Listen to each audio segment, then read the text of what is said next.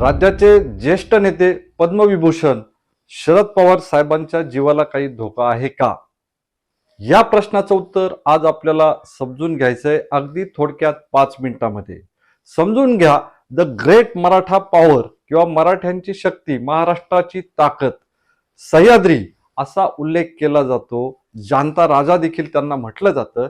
अशा या शरद पवार साहेबांच्या जीवाला धोका आहे का? आणि या विषयावरती चर्चा का नाही करायची? या विषयावरती कुणी का बोलत नाहीये? मित्रांनो, व्हिडिओला सुरुवात करण्यापूर्वी गॉडफादर मीडिया हे चॅनल तुम्ही सबस्क्राईब केलं नसेल तर ते अवश्य सबस्क्राईब करायला विसरू नका. बारामती विमानतळावरती VSR एव्हिएशनचे लिअरजेट 45 हे विमान परवा दिवशी सकाळी कोसळलं आणि त्यामध्ये राज्याचे उपमुख्यमंत्री, लाडके उपमुख्यमंत्री अजितदादा पवार यांचा भीषण अपघातामध्ये मृत्यू होतो. या मृत्यूनंतर सोशल मीडिया, मेनस्ट्रीम मीडियावरती अनेक गोष्टी चर्चेमध्ये आल्या. यामध्ये घातपात आहे का? नेमकी चूक कुणाची? या VSR एव्हिएशन या कंपनीचं हे विमान 15, 16, 17, 18 वर्ष जुनं होतं असं वेगवेगळ्या मीडिया सोर्सेस मधून कळतंय. यात तर एक माहिती अशी आहे की पायलट हा दारू पिऊन 2 वेळेस पकडला गेलेला होता. यात खरं काय खोटं काय याही पेक्षा आता पवार कुटुंबातील लोकांच्या जीविताला पुन्हा धोका निर्माण होऊ शकतो का, हे सगळं जाणून घेण्यापूर्वी बारामती विमानतळ की ज्या विमानतळावरती 10 वर्षात 9 वेळा अपघात झाले, हे 9 अपघात झाले, यामध्ये वैमानिक जखमी झाले, अनेकदा जीवितहानी अद्याप झालेली नव्हती. हेच विमानतळ पूर्वी MIDC कडे होतं. नंतर त्या विमानतळाचा ताबा रिलायन्स एअरपोर्ट डेव्हलपर्स यांच्याकडे आला. परंतु यात पुन्हा बदल करत अजितदादा पवार यांनी हे विमानतळ पुन्हा एकदा MIDCच्या ताब्यात देण्यासाठी 19 ऑगस्टला सूचना केली. या विमानतळावरची जी धावपट्टी आहे तिचं नूतनीकरण गेल्या 15 वर्षात एकदाही झालेलं नाही. साधी संरक्षक भिंत देखील नाही.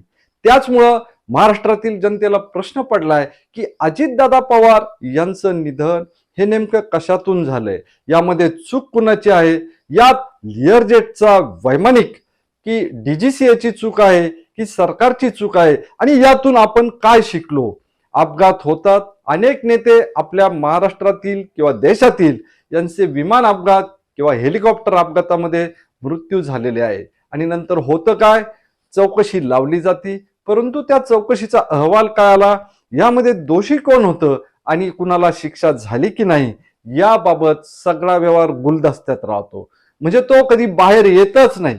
बाहेर आला तरी त्यातली जुजबी माहिती दिली जाते, त्यातली टेक्निकल गोष्ट सांगितली जाते की जी सामान्य माणसाला ती गोष्ट कळत नाही. त्यामुळं आजच्या या व्हिडिओमध्ये अजितदादा पवार, शरदराव पवार हे महाराष्ट्रातील जुने जाणते नेते आहेत आणि पुण्यानंतर सगळ्यात जास्त प्रभाव असलेला जिल्हा म्हणजे आपला अहिल्यानगर जिल्हा आहे. या पुणे आणि नगर जिल्ह्यामध्ये राष्ट्रवादीला नेहमीच भक्कम पाठबळ मिळालेलं आहे. त्यामुळं कालच्या अंत्यविधीला देखील लाखोंच्या संख्येने लोक जमले होते, अक्षरशः रडत होते. परंतु यातून आपण काही शिकणार की नाही हा खरा कळीचा मुद्दा आहे. मित्रांनो, बारामतीचं विमानतळ हे वैमानिकांना प्रशिक्षण देणारं विमानतळ म्हणून ओळखलं जातं. वैमानिकांना प्रशिक्षण देणं देखील या ठिकाणी घातक झालेलं आहे. कारण या विमानतळाकडे MIDC असेल, DGCA असेल यांचं दुर्लक्षच झालेलं आहे असं आपल्याला म्हणता येईल. या गोष्टींमध्ये ज्या बारामती विमानतळावरती हा अपघात झाला, या अपघातामध्ये अजितदादा पवार यांच्यासह 4 मृत्यू झाला. या 4च्याही जीवाची किंमत ही अमूल्य आहे. या अमूल्य जीवापुढे 200 कोटी रुपये जास्त होते का? होय, बरोबर ऐकलं तुम्ही. 200 कोटी रुपये खर्च झाला असता तर कदाचित अजितदादा पवार यांचा जीव हा वाचला असता. बारामती या विमानतळावरती हवाई वाहतूक दिशादर्शक म्हणजेच नेव्हिगेशनल एड्स ही यंत्रणा नाही. दुसरी महत्वाची बाब, यंत्राधारित लँडिंग यंत्रणा म्हणजेच इन्स्ट्रुमेंट लँडिंग सिस्टीम देखील या विमानतळावरती नाहीये. तिसरी महत्वाची बाब, अतिउच्च सर्व दिशात्मक रेडिओ मार्गदर्शक म्हणजे ज्याला इंग्लिशमध्ये VOR म्हटलं जातं किंवा जुन्या प्रकारची दिशाहीन रेडिओ संकेतस्थळ म्हणजे बघा व्हीओआर किंवा एनडीबी या तांत्रिक जरी गोष्टी असल्या तर या दोन्हीपैकी एकही नाही, कारण विमानाला दिशा ठरविण्यासाठी याच गोष्टी सिग्नल देत असतात. या तीनही गोष्टीपैकी काही जरी एक असतं तर अजितदादा पवार हे आज महाराष्ट्रात पुन्हा एकदा त्यांच्या विकास कामांसाठी पायाला भिंगरी लावून फिरू शकले असते.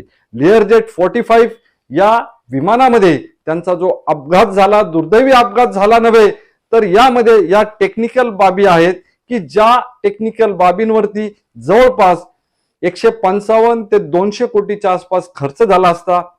राज्यभरामध्ये हजारो कोटीचे विकास कामांच्या घोषणा करणारे नव्हे, त्या पूर्णत्वास नेणारे अजितदादा पवार अर्थमंत्री नियोजन मंत्री असलेले हे 200 कोटी रुपये खर्च केंद्र सरकारकडनं किंवा राज्याच्या तिजोरीतून खर्च करू शकले नसते का?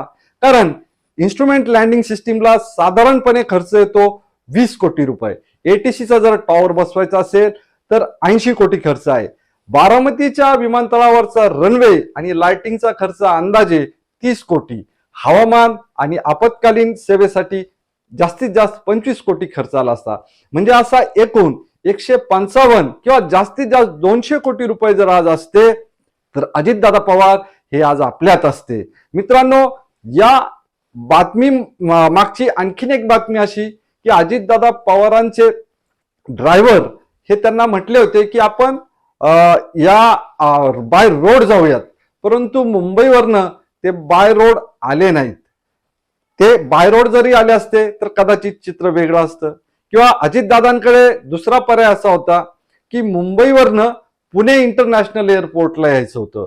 पुणे इंटरनॅशनल एअरपोर्टवरती या सगळ्या तीनही प्रकारच्या उच्च दर्जाच्या सुविधा आहेत. ते जर पुण्यापर्यंत, पुणे इंटरनॅशनल एअरपोर्ट पर्यंत गाडीने आले असते आणि विमानाने आले असते आणि त्यानंतर जर ते बारामती ते पुणे हा प्रवास त्यांनी गाडीने केला असता तरी देखील ते आपल्यामध्ये असते.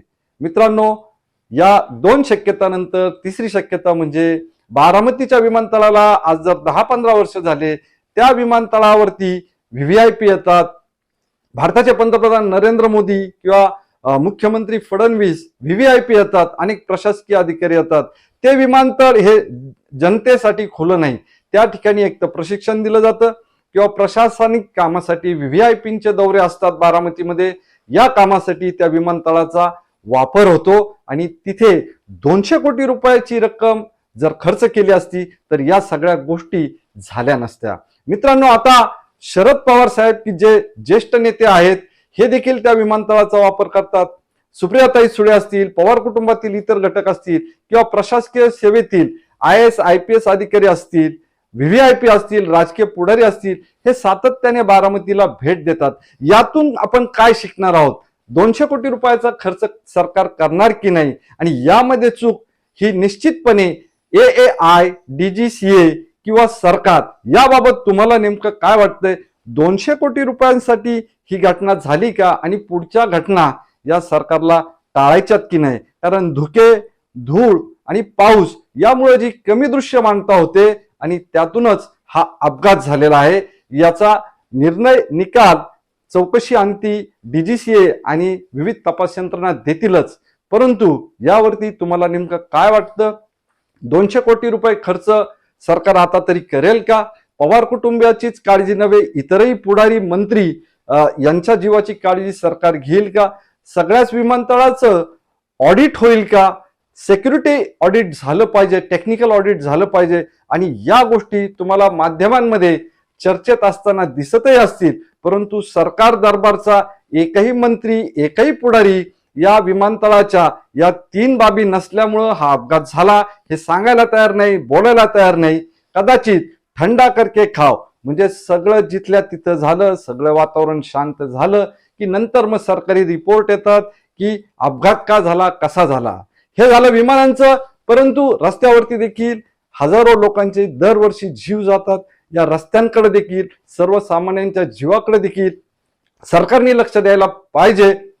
या गोष्टी विमानतळ असेल, रस्ते असतील किंवा पाण्यातली वाहतूक असेल, या सगळ्याच वाहतुकीतून लोकांच्या जीवाला धोका होत असेल तर मग काय म्हणायचं या सरकारला? मित्रांनो, तुम्हाला आजचा प्रश्न जो आमचा आहे की शरद पवारांचा जीव या गोष्टीमुळे धोक्यात येऊ शकतो का, या बारामती विमानतळासाठी सरकार नेमकं काय पाऊल उचलणार आहे की नाही, याबद्दल कमेंट करायला विसरू नका.